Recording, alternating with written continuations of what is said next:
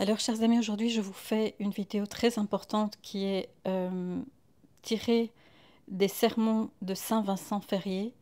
Saint Vincent Ferrier qu'on appelait l'ange de l'Apocalypse. C'est un saint espagnol qui est né dans les années 1400-1500 et qui a évangélisé toute l'Europe. Il est allé jusqu'en Suisse et on a ses reliques en Bretagne, mais il est de Valence en Espagne. Il a fait plus de 800 miracles. C'est un thaumaturge, un des plus grands thaumaturges. Il est dominicain et il a fait beaucoup de sermons sur différents thèmes, la vie spirituelle, etc., mais surtout sur l'Apocalypse. Et ce qui est très important, c'est que il explique des choses que vous allez voir nous donnent vraiment de comprendre que nous sommes en plein dans l'Apocalypse, que les deux personnages qui vont se suivre, l'Antichrist, il appelle l'Antichrist caché et l'Antichrist pur, c'est-à-dire la seconde bête qui va précéder la première bête, le faux prophète qui va précéder l'Antichrist. Et il dit que l'Antichrist caché se trouve être une idole en face du vrai pape. En réalité, il semble être un pape, mais il n'est pas le vrai pape, parce que le vrai pape est celui qui est en face de lui, qui est hindou. Il explique vraiment tout. Et quand on lit ça, on ne peut pas ne pas voir Benoît XVI et évidemment Jorge Mario Bergoglio qui a été placé comme une idole en face de lui pour prendre sa place. Il explique bien que c'est un berger idole, qu'on l'idolâtre, et qu'il a une sainteté feinte. Et il explique tellement bien cela que ça me fait penser au texte de Jésus à Maria Valtorta sur le faux prophète. Il appelle le pasteur idole. Et il fait référence, Jésus en parlant de ça à Maria Valtorta, Jésus fait référence au livre de l'Ancien Testament dans le livre de Baruch au chapitre 6, quand on parle des Shebna, du Shebna, pasteur idole. Et il explique à Maria Valtorta, c'est dans le cadre de la lettre qu'il a écrite à Pie XII, qu'il y aura un pasteur idole. Il en reparlera à 2 ou 3 endroits différents dans les cahiers de Maria Valtorta. Et donc, je vous laisse maintenant découvrir ce texte qui a été pris, une traduction ici de ce site espagnol. Donc, c'est écrit, vous voyez en espagnol, Juan Suárez Falco, qui a, en fait, il explique avoir tiré ce texte du livre San Vicente Ferrer, Sermones sobre el Anticristo y el fin de los tiempos. Je viens d'essayer d'acquérir ce livre sur Amazon et je conseille aux hispanophones de l'acquérir également parce qu'il a quand même 111 pages et donc il y a plus que ces 3 petites pages qui sont ici notées.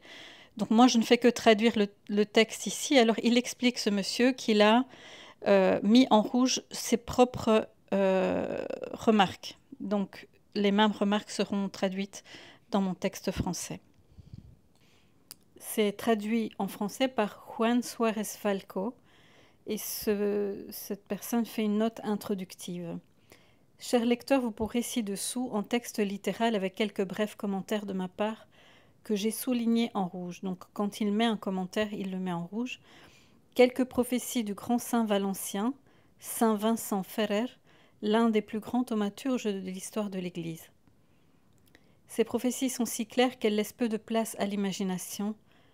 Il parle d'un faux prophète qui sera prince de l'Église, se fera passer pour pape, que saint Vincent Ferrer qualifie de pape vaniteux et d'antichrist, et lui attribue l'apparence de la sainteté, tandis que le vrai pape demeure dans l'Église, l'étant réellement, bien qu'abandonné par l'immense majorité des croyants, par couardise et respect humain. On parle donc, le vrai pape était Benoît XVI. Alors que celui qui veut comprendre, comprenne.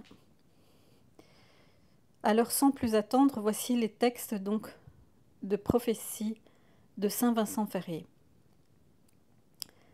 Il faut savoir que 2 antichrists doivent venir, l'un après l'autre, avant que n'arrive la destruction par le feu de la fin du monde, dont l'un sera caché et viendra le premier, c'est-à-dire le faux prophète, la bête de la terre ou l'antichrist de la religion, et l'autre qui sera pur, l'antichrist politique ou bête de la mer. Donc je relis la phrase sans les phrases rouges. Il faut savoir que 2 antichrists doivent venir l'un après l'autre avant que n'arrive la destruction par le feu de la fin du monde, dont l'un sera caché et viendra le premier, et ensuite l'autre qui sera pur antichrist. L'antichrist caché viendra sous l'apparence de la sainteté. Il aura la vie chrétienne à l'extérieur, et dans son cœur sera enraciné l'esprit du mal, qui l'inspirera à faire beaucoup de maux dans l'Église sous l'apparence du bien. Il ne voudra de conseil de personne, mais plutôt tout ce qu'il jugera bon, il le fera, que ce soit le mal ou le bien, à l'instigation et avec les conseils du diable. Il trompera beaucoup de princes et de puissants par sa sainteté feinte et mauvaise, afin de les entraîner dans de grandes erreurs et de grands scandales. Il fera errer beaucoup de savants et de sages, car le diable s'emploiera à l'accomplissement de ses pensées, en donnant à entendre qu'elles lui viennent de Dieu. Beaucoup d'hommes célèbres en sainteté seront trompés par le diable au moyen de l'antichrist caché. Donc beaucoup d'hommes célèbres en sainteté, des gens qu'on dit « Ah, ça c'est un saint », seront trompés par le diable au moyen de l'antichrist caché. De tout cela, le texte biblique lui-même fait état, mais de cette affirmation, je tire les conséquences suivantes. L'antichrist caché, c'est Nabuchodonosor qui se trouvera dans la dignité papale si grandement qu'il n'y en a pas eu depuis le commencement et qu'il n'y en aura plus jusqu'à la fin du monde. Et qu'il sera le dernier dans cette dignité. Je ne dis pas qu'il sera fait pape, mais qu'il sera une idole dressée contre le vrai pape. Donc en fait, dans ce texte, il n'est pas vraiment pape, mais il est usurpateur de la papauté et il est dressé comme une idole en face du vrai pape. Ce sera la 4e bête sortie de la mer. Quand vous aurez vu tout ce qui est dit, quand cet antéchrist caché sera mort, alors viendra l'antéchrist pur ou pervers, dont il est question dans ce chapitre, comme nous le dirons plus loin, et dans cette partie, un mystère sera rendu manifeste. Nabuchodonosor s'interprète comme étant mis dans une angoisse connue, car il angoissera le monde, troublant les cœurs par cette douleur, et l'on saura que Dieu le tuera d'une mauvaise mort par sa douleur. Alors ses mauvaises actions seront connues de tout le monde, et la grande méchanceté de son cœur apparaîtra au grand jour, et corrompue sa sainteté complètement simulée. Mais je persiste à dire que le signe de ce monde est appelé prophétie parce que le monde lui-même prophétisera sa fin. Et quel sera ce signe ? On ne peut certes pas dire que ce soit celui du soleil au temps du grand Josué, lorsqu'il retourna 3 lignes à l'Orient. Ce fut seulement le signe de la victoire sur les Amalécites. On ne peut pas non plus dire que ce fut ce signe lorsque le roi Ézéchias fit reculer l'horloge du temps de 3 heures. Même le déluge n'a pas été un signe de la fin du monde, car des hommes et des femmes ont été gardés dans l'arche de Noé pour multiplier le monde. De même, beaucoup d'autres signes apparus sur les planètes n'annonçaient pas la fin du monde, mais celle d'une province, d'un prince ou d'un royaume, soit par la destruction ou la perdition, soit par la mort ou la vie, soit par victoire ou vanité. Alors quel sera en effet le signe de la fin du monde ? Certainement le serpent, parce que l'ange Lucifer a pris sa forme, laissant le signe de sa propre image, lorsqu'il a corrompu notre nature humaine, tant corporelle que spirituelle, et alors il a eu sa fin. Car si Adam n'avait pas péché, l'homme aurait été éternel et n'aurait pas été expulsé du paradis possédé. De sorte que le serpent était un signe pour l'homme, et même pour le monde. De plus, le serpent était l'idole, car nos pères Adam et Ève l'ont adoré lorsqu'ils l'ont cru, en faisant la volonté du diable qui était en lui, et ils ont abandonné leur Créateur et sont devenus des idolâtres. Ainsi s'interprète Nabuchodonosor en tant que signe prophétique de ce monde avec son idole, lequel était une figure de l'Antéchrist caché. Car il s'élèvera un prince, comme je l'ai déjà dit, lequel fera une idole, la dernière dans l'Église de Dieu, et quand lui, l'Antéchrist caché, sera mort, il n'en surgira pas d'autre jusqu'à la fin du monde dans la dignité papale. Ce prince, c'est-à-dire prince de l'Église, sera l'Antéchrist caché, et le signe en sera que l'idole qu'il fabriquera portera pour armoirie un serpent, ayant dans sa bouche le signe du monde. Alors ici, je vous laisse regarder le logo du JMJ de Panama. Cependant, ces armoiries ne seront pas comme celles du serpent, qui n'était pas l'arme de Lucifer, mais l'image de la Trinité, qu'il a perdue par son grand orgueil, parce qu'il voulait être l'égal de Dieu dans le ciel. Ainsi, ce prince mondain apportera un serpent comme armoirie, et je le dis ainsi, ce qui nous montrera la fin du monde et la destruction de la nature humaine, car c'est dans cette figure que le diable a trompé le monde. Car le dit prince fera une idole, comme il est dit, et celui-là sera un mauvais pape contre Dieu, comme l'a fait Nabuchodonosor. Il placera cette idole au milieu du domaine de la province de Babylone, ce qui signifie confusion, telle qu'il n'y en aura pas d'autre dans le monde entier. Tous les philosophes, astrologues, princes, viendront proclamer le dit pape, c'est-à-dire publier ses actes, comme Nabuchodonosor a ordonné qu'on fasse de sa statue. Et lorsqu'il aura été publié par toute l'Église, il ordonnera qu'on l'adore au son des bruits et des prédicateurs, c'est-à-dire, sachez-le, qu'il l'accepte sous peine de mort. Donc la chrétienté l'adorera les uns par degrés, les autres par force, à l'exception des 3 fidèles Sidrac, Misac et Abdenago, c'est-à-dire d'un petit nombre d'élus. Vous avez compris, mes amis, que c'est le petit reste, qui reste fidèle au Seigneur et qui n'adore pas l'idole. Dans cette partie, 2 questions se posent. La première est que certains disent que cela s'est déjà accompli dans l'idole qui a été faite à Pise, car celle-ci a été adorée par ceux de la chrétienté en retirant les 3. Sidrac, qui est le royaume de Castille, qui sont de beaux hommes, Misac, qui est le royaume d'Écosse, qui sont des hommes au visage joyeux, et Abdenago, qui est le royaume d'Aragon, qui sont calmes et qui n'ont pas de visage joyeux, mais qui semblent être des gens en colère, comme ceux qui ont de la méchanceté dans le corps et qui n'osent pas le montrer, mais qui dans la tristesse se taisent. Ces 3 royaumes n'ont pas adoré l'idole fabriquée à Pise. Je dis que la prophétie ne s'est accomplie, car la peine de mort n'a pas été infligée à ceux qui n'adoraient pas, comme l'avait fait Nabuchodonosor, et ces signes concernaient le pur Antichrist. La deuxième question est que beaucoup pensent que cette figure s'accomplira dans le pur Antichrist, qui s'adorera lui-même comme Dieu. Je réponds que ce n'est pas ainsi qu'il faut l'entendre, car le pur Antichrist n'aura ni facteur ni électeur, qui soient des hommes comme l'idole de Nabuchodonosor, mais par une instigation diabolique, il se fera adorer comme Dieu, et cela sera si terrible dans le geste et l'aspect, qu'en le voyant et en entendant sa renommée, tous les princes du monde lui obéiront et lui seront soumis. Car lorsqu'il sera rendu public dans ce monde, il n'y aura pas de plus grand monarque.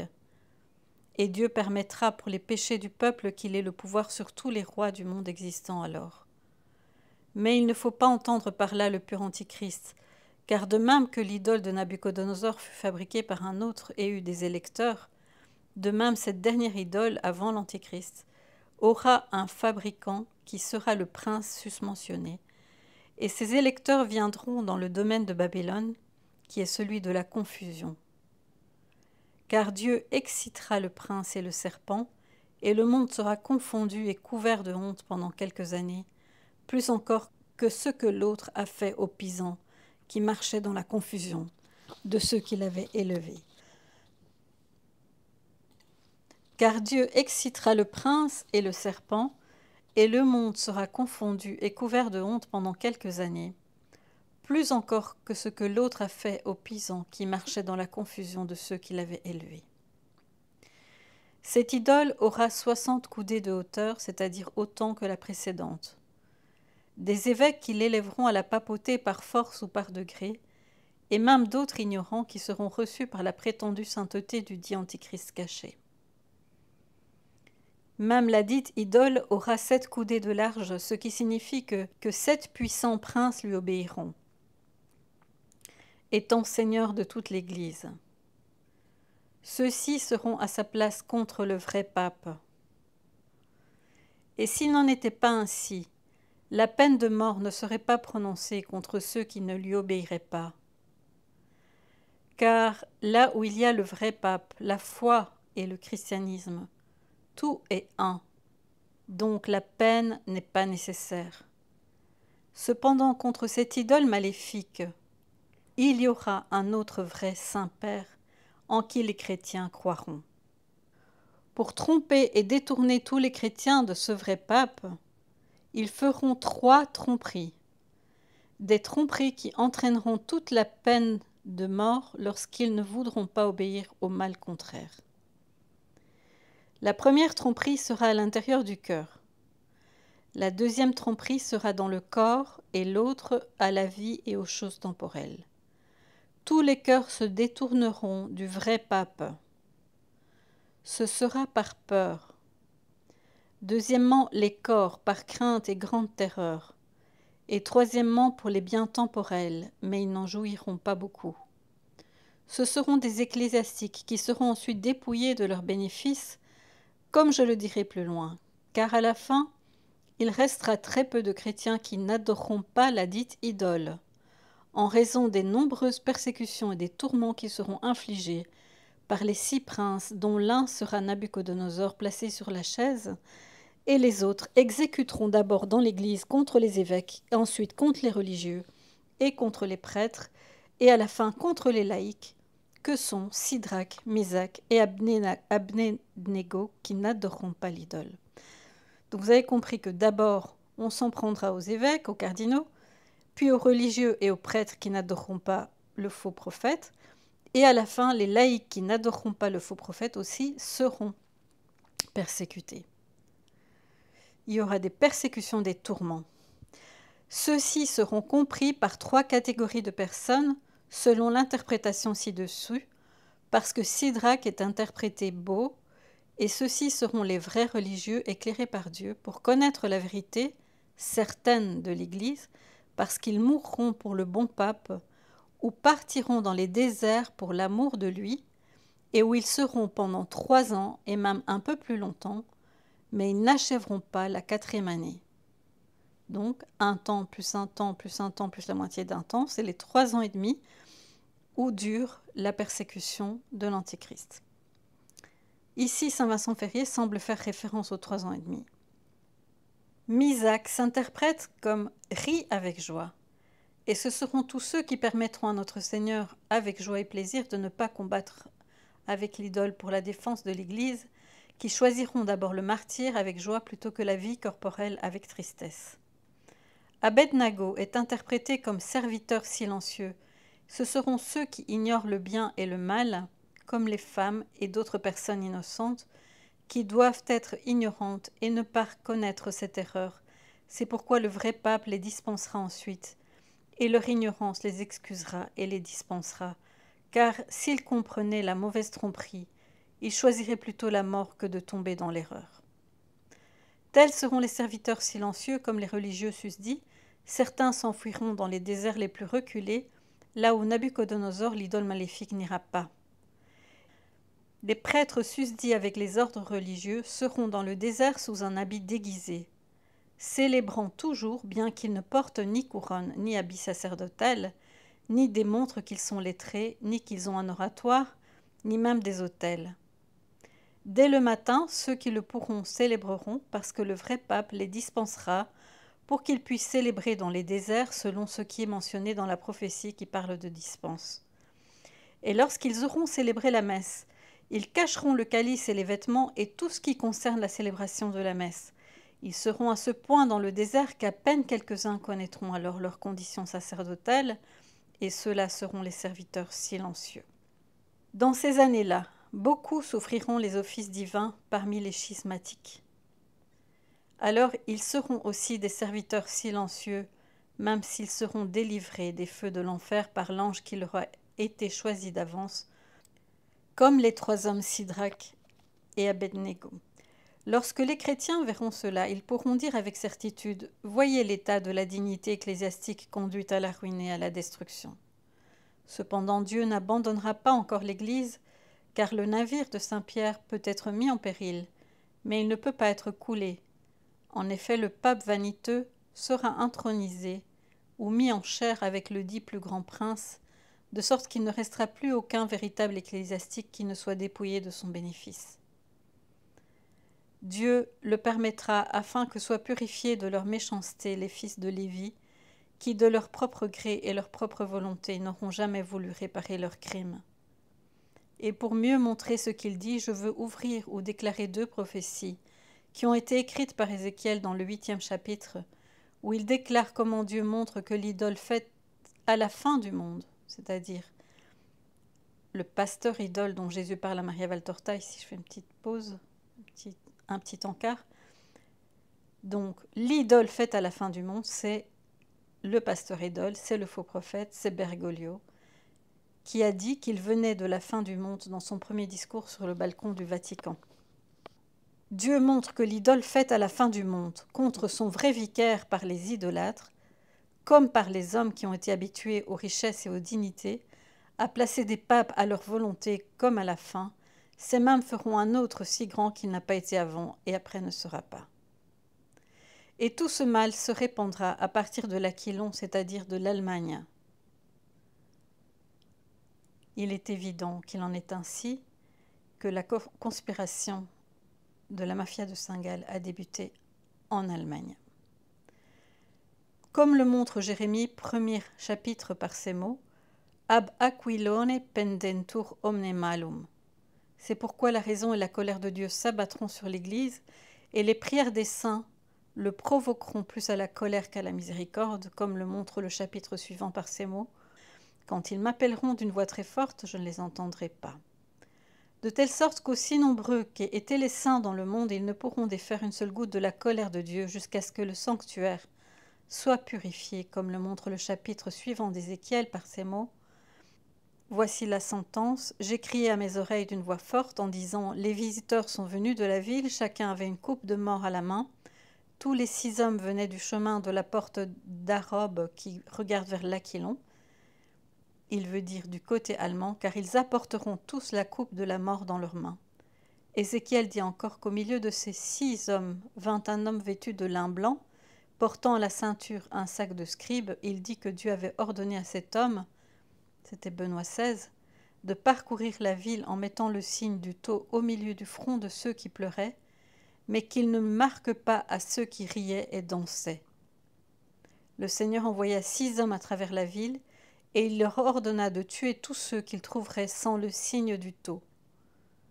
Il leur dit encore « Commencez à tuer depuis mon sanctuaire ». Cette prophétie se comprend ainsi. Les tribulations que notre Seigneur enverra à la fin du monde commenceront d'abord par l'Antichrist caché, parce que ces 6 hommes armés qui persécuteront la ville, c'est-à-dire le christianisme, seront les 6 princes qui commanderont aux chrétiens, lesquels obéiront au dit Antichrist. Toutefois, j'ai parlé de 7 chefs en disant que la statue de Nabuchodonosor avait 7 coudées de largeur, parce qu'il y avait eu un chef auquel les 6 devaient obéir. Or, dans cette prophétie, il n'est question que de ces 6 hommes qui parcourent toute la ville, tuant tous ceux qui n'avaient pas le signe du tau au milieu du front, et qui devaient commencer par le sanctuaire, c'est-à-dire par les ecclésiastiques. Ils ne les tueraient pas tous, mais quelques-uns, les uns dans leur corps, les autres dans leur âme. Oh, si les ecclésiastiques savaient que Dieu souffrirait qu'ils soient persécutés en ces temps-là à cause de leurs péchés, je crois qu'ils mangeraient du fiel mêlé à du vin. La manière dont l'Église doit être purgée par l'Antichrist caché, notre Seigneur Dieu l'a montré. En premier, lorsque la personne de toute l'Église, il a dit à tous les apôtres, comme il ressort de saint Matthieu, « Vous êtes le sel de la terre, et si ce sel vient à s'affadir, avec quoi le salerez-vous » Ce sel nécessaire qui conserve les âmes est la doctrine des ecclésiastiques, qui par lui conserve les âmes du peuple dans la vertu. Et lorsque ce sel a disparu, ou qu'il fait défaut, ou qu'il manque, il n'a plus aucune valeur. Il faut donc les dépouiller des bénéfices et des richesses et des dignités qu'ils tiennent de l'Église par les princes, car liés par le démon, ils sont déjà des loups rapaces plutôt que des pasteurs ne gardant ni l'Église ni son troupeau. C'est pourquoi ce sont forcément des méchants en train de bousculer le clergé qui les trouveront. Ils s'opposeront à eux comme s'il s'agissait d'infidèles et de chiens enragés. Et même les laïcs seront tellement indignés contre eux qu'ils penseront servir Dieu en sacrifiant des prêtres. Dans cette partie, je dis que ce sera pour la purification des méchants et pour l'accroissement de la vertu des bons. Ici, cependant, une question se pose. Notre Seigneur permettra-t-il que toutes les tribulations n'arrivent que pour les péchés de l'Église ? Je réponds certainement pas, mais aussi pour la faute du peuple. Et pour que cela soit mieux déclaré, je donne l'exemple d'une ville très bien ornée de ses murailles et de fortes tours pour sa défense et qui se lève et se rebelle contre son roi, au point que celui-ci l'assiège en mettant en ordre son artillerie. Dites-moi maintenant, d'où commence-t-il à se battre et à tirer des coups de feu ou des bombes ? Sur les tours ou à proximité de la ville ? Bien sûr, ils frappent d'abord les tours. Pourquoi le font-ils ? Pourquoi frappent-ils d'abord les tours ? Je dis que lorsqu'ils les attaquent, parce qu'elles gardent en leur sein le peuple rebelle à son Seigneur. En effet, pour prendre la ville d'assaut, il faut d'abord abattre les tours et ensuite punir le peuple. C'est de la même manière que Dieu sera puissant sous la justice du monde entier avec l'Antéchrist caché. En dernier lieu, le feu et le jugement, car personne ne voudra s'amender. Et ils commenceront à tirer des coups de feu et de l'artillerie contre les ecclésiastiques, qui sont les tranchées fortifiées du christianisme, qui doivent garder la doctrine et les bons exemples. David a dit « Enferme-nous, Seigneur, dans ta muraille imprenable et défends-nous toujours avec les armes de la puissance. » Les choses de l'Église sont des tours très fortes pour lutter contre les ennemis et défendre la ville, c'est-à-dire les sacrements et la prédication. David dit « Que la paix se fasse dans ta vertu et l'abondance dans tes tours, c'est-à-dire dans l'Église. En effet, puisque le monde sera en rébellion contre son Dieu, il luttera contre les clôtures et les tours ecclésiastiques. » C'est pourquoi j'ai dit plus haut que Dieu avait ordonné aux 6 hommes de commencer par son sanctuaire, et cela à cause de la grande culpabilité du peuple qui avait rendu méchants les évêques et les religieux. Car les seigneurs temporels et les laïcs ont commencé par usurper et s'approprier les revenus et les biens de l'Église par cupidité. Et pour les honneurs et les vanités de ce monde mauvais, ils commencent à être très contraires à l'Église, et les ecclésiastiques aussi contre eux avec la sentence d'excommunication. Car ainsi ils donnent à l'Église une raison d'être pleine de maux, et la persécution s'abattra sur elle pour les péchés du peuple. Tout cela sera pour ces ecclésiastiques une cause d'accroissement de la vertu et de purification des vices, comme cela s'est produit dans le martyre des innocents qui ont été tués pour les péchés des pères lorsqu'ils n'ont pas voulu que la Vierge accouche à son arrivée de Nazareth à Bethléem. De sorte que il lui a fallu mettre au monde le Rédempteur dans une étable parmi les animaux. Et c'est pour cette raison que Dieu a alors permis que les peuples soient punis dans leurs enfants. Mais cette purification était un châtiment spirituel pour les parents, un châtiment corporel seulement pour les enfants, et une gloire pour les âmes. Quant aux prêtres, persécution et peine pour le peuple qui n'aura pas les sacrements, n'entendra pas de messe, ni de prédication pour ses péchés. Et pour les prêtres, ce sera grande peine et douleur pour les corps, mais gloire et repos pour leurs âmes. Et cela se comprend si avec patience ils souffrent des tribulations en s'accusant eux-mêmes. Il nous reste à voir qui est cet homme vêtu de blanc avec un sac de scribe accroché à sa taille ou à sa ceinture, lequel signait du signeteau ceux qui pleuraient et qui étaient tristes. Cet homme sera le vrai pape, c'est-à-dire Benoît XVI, que l'antéchrist religieux, c'est-à-dire Bergoglio, persécutera. Il sera vêtu de blanc pour 2 raisons. D'une part, la blancheur signifie sa vieillesse, car il sera très âgé et ses cheveux et sa chair étaient de cette couleur. D'autre part, il aura une grande chasteté car il sera vierge, et la couleur blanche étant comparée à cette vertu. Ainsi, parce qu'il est vieux et chaste, il sera vêtu de lin blanc et portera son sac de scribe, qui signifie le pouvoir ecclésiastique, pouvoir que détient le dit pape et aucun autre, tant qu'il vivra. Le sac du scribe sera suspendu à la taille ou à la ceinture, car cela signifie sa bonne conscience, d'être élu comme vrai pape. Ce vrai pape gardera avec lui tout cela, le sac de scribe et les vêtements blancs. Ce vrai pape qu'ils persécuteront, et qui donnera le signe du tau, c'est-à-dire sa bénédiction papale, à tous ceux qui sont tristes, et qui pleurent et se lamentent en signe de captivité dans l'âme des chrétiens. Ce vrai pape pardonnera même à ces 6 princes persécuteurs de l'Église.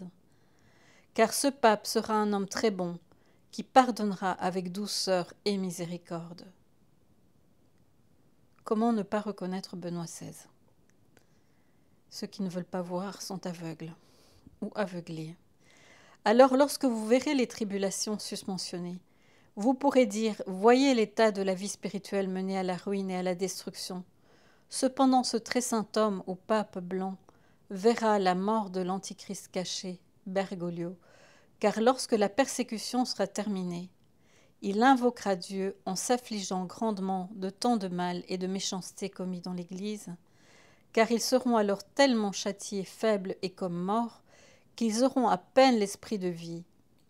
Alors ils aimeront leur Créateur, l'ayant connu, le servant beaucoup d'un cœur saint et chaste de corps. Ils seront dépouillés de leurs bénéfices, n'ayant plus la vie et le vêtement. Oh, quand ils pleureront leurs richesses perdues parce qu'ils ne les ont pas données pour l'amour de Dieu, quand ils prenaient tout en main. Car la seconde prophétie est déjà déclarée ici, qui concerne tout entière la chute de la dignité ecclésiastique, et quand vous verrez sa sentence s'accomplir, on pourra dire que la fin du monde est déjà toute proche. Et je vis là comme ce mauvais pape persécutait les ecclésiastiques, il était présent dans la vision duquel il a compris ce qu'était cette bataille et ce grand concours, signe de ce qui se passera au début de la tribulation entre le vrai pape et le mauvais idolâtre. Il ne reste plus alors qu'à accomplir la 3e prophétie qui suit ces 2. Salomon dit au 4e chapitre de l'Ecclésiaste « J'ai vu les vivants qui marchent sous le soleil avec le second adolescent. Infini est le nombre du peuple de tous ceux qui l'ont précédé, et ceux qui le verront ensuite ne se réjouiront pas avec lui. » Ci-dessus, là où il est dit qu'il vit ceux qui marchent avec l'adolescent, il faut entendre l'antéchrist pur, selon certains docteurs. Mais le premier adolescent, selon certains docteurs, doit être compris comme l'antéchrist caché, qui par son apparente et prétendue sainteté, séduira en montrant des richesses et des dignités. C'est ce que déclare la prophétie de Daniel qui suit celle de Nabuchodonosor, montrant la chute de la foi catholique.